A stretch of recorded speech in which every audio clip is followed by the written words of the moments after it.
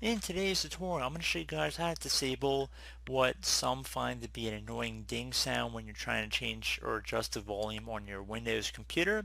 So this actually came out of personal experience that when I went to go adjust my sound on my computer, every time you go and click around inside this bar, you hear a little ding.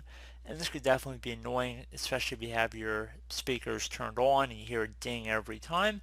So this tutorial will hopefully show you guys how to address that. So this is actually connected to the default beeping sound in Windows, so we're going to have to set our default beep sound to none for this. And honestly, I haven't noticed any real personal sacrifices for doing this on my own experience. So you're not going to really miss hearing any specific dings, at least I haven't heard any. So, and you're always welcome to turn it back on as well.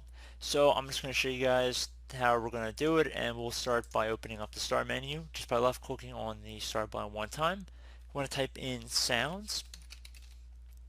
One of the best matches should come back with a sound right above control panel. Just want to left click on that.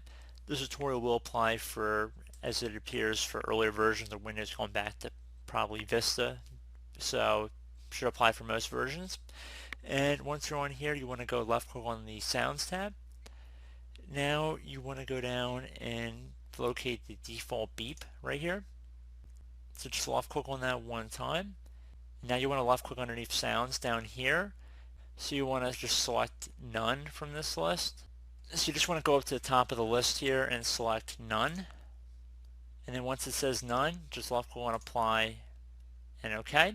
Keep in mind that if you ever want to go back to your previous sound scheme, you just click inside the drop down here and just select Windows default, so you're not harming anything. And I'm just going to left click on OK. Again, to close out of there, restart your computer, and hopefully this has addressed your issue. So as always, thank you guys for watching this brief tutorial. Do hope I was able to help you out, and as always, thanks for watching, and I look forward to catching you all in the next tutorial. Goodbye.